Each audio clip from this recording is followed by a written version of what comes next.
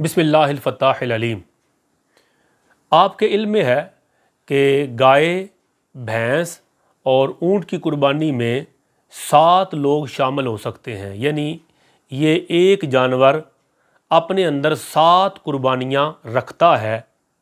लिहाजा हमारा मामूल है कि 7 लोग इस कुर्बानी के अंदर शामिल होते हैं और इसे इज्तिमाई कुर्बानी कहते हैं या मुश्तरका कुर्बानी कहते हैं। 4 बातें मैं अर्ज़ करना चाहता हूँ इज्तिमाई कुर्बानी करने वालों की खिदमत में कि इनमें से एक भी मिस हो गई तो आपकी कुर्बानी में हरज वाक़ई होगा, हो सकता है कबूल ही ना हो।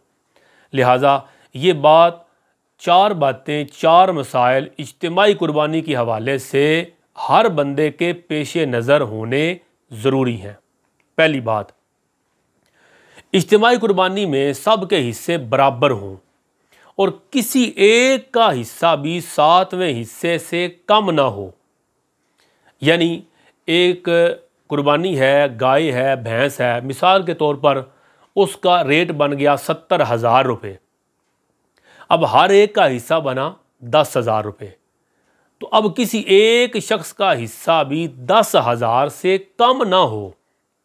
यानी बाज़ औक़ात हमने सुना है कि जो लोग पैसे जमा कर रहे होते हैं या जानवर लेके आते हैं उसमें हिस्से डालते हैं, तो कभी ऐसा होता है कि कोई बंदा कहता है कि मेरे पास तो 8,000 रुपये हैं और दूसरे से वो सब से 10,000 रुपये ले रहा है, 70,000 कीमत मुकर्रर हो गई।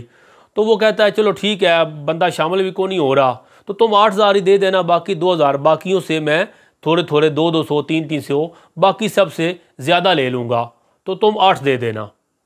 तो अब उसने बाकी से 200, 300 ज़्यादा ले लिया, पैसे अपने पूरे कर लिए, मगर जुल्म किया कि एक बंदे का हिस्सा 7वें हिस्से से कम होगा तो 7 के 7 की कुर्बानी नहीं होगी। ये उसने जुल्म किया कि 10,000 पे कम अज़ कम हिस्सा था एक का, तो 10,000 तो सब देंगे। हाँ, दूसरी इसकी सूरत या दूसरा जुज़ ये है कि इज्तिमाई कुर्बानी है ना, 7 लोग शामिल हो सकते हैं, एक तो किसी का हिस्सा 7वें से कम ना हो। एक दूसरी सूरत उसकी ये है कि उसमें 8 बंदे शामिल हो जाएं, 9 बंदे शामिल हो जाएं, तो सबके हिस्से ही 7वें से कम हो जाएंगे, 10,000 से कम हो जाएंगे ना। तो फिर इस सूरत में भी किसी की कुर्बानी नहीं होगी।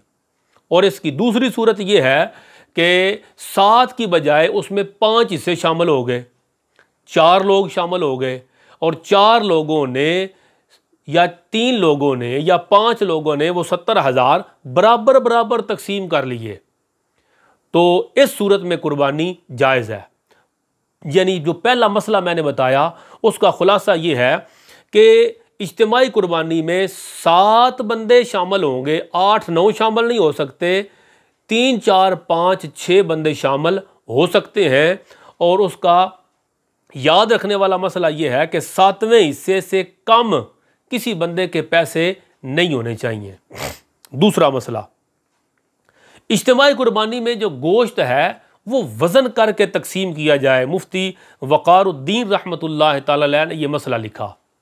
अगर कोई बंदा यानी कुर्बानी करता है और बग़ैर वज़न किए, बग़ैर तोले वो गोश्त कर देता है तो उनकी कुर्बानी ठीक नहीं होगी। इसका एक दूसरा जुज़ है, वो ये, अगर आप वज़न करके तकसीम नहीं करना चाहते तो जो 5, 6, 7 कुर्बानी के हिस्सेदार हैं वो सारे ज़िबा करने के बाद उस गोश्त का किसी एक बंदे को मालिक बना दें। मैंने अर्ज़ किया दूसरा मसला कि गोश्त वज़न करके तकसीम करें। वज़न करके तकसीम नहीं करना तो फिर ज़िबा करने के बाद 7 के 7 बंदे वो किसी एक बंदे को गोश्त का मालिक बनाएं। ज़िबा तो हो गया, अब गोश्त का मालिक बनाए और उससे कहे कि वो अंदाजे के साथ ढेरियाँ बना दे, 7 हिस्से बना दे, तो इस सूरत में उसकी कुर्बानी दुरुस्त होगी। तीसरा मसला, इज्तिमाई कुर्बानी में सब की नीयत या तो कुर्बानी करने की हो या अकीका करने की हो। किसी बंदा का अकीका उसमें शामिल कर लिया जाए तो जायज़ है। तो सब की नीयत कुर्बानी की हो या अकीका करने की हो। अगर किसी एक बंदे की नीयत भी गोश्त लेने की हो या पिछले साल या उससे पिछले साल की कुर्बानी जो क़ज़ा हम कहते हैं पिछले साल की कुर्बानी करने की नीयत उसकी होगी या सिर्फ गोश्त लेने की नीयत होगी, तो फिर किसी एक की कुर्बानी भी कबूल नहीं होगी। तो इज्तिमाई कुर्बानी में हिस्सा शामिल करते हुए ये भी कन्फर्म कर लें कि सब की नीयत कुर्बानी की हो या अकीके की हो और कुर्बानी इसी साल की हो, गुज़श्ता साल की ना हो। चौथा और आखिरी मसला ये है कि जो कुर्बानी के हिस्सेदार हैं वहाँ इज्तिमाई कुर्बानी में वो सारे मुसलमान हों, सुन्नी सही हुल अकीदा हों। गैर मुस्लिम या बद मज़हब को अगर आप कुर्बानी के इज्तिमाई कुर्बानी के अंदर शामिल कर लेंगे तो इस तरह फिर सब की कुर्बानी नहीं होगी। अल्लाह रब्बुल इज़्ज़त हमारी कुर्बानियाँ अपनी बारगाह में कबूल फरमाए। आमीन या रब्बल आलमीन।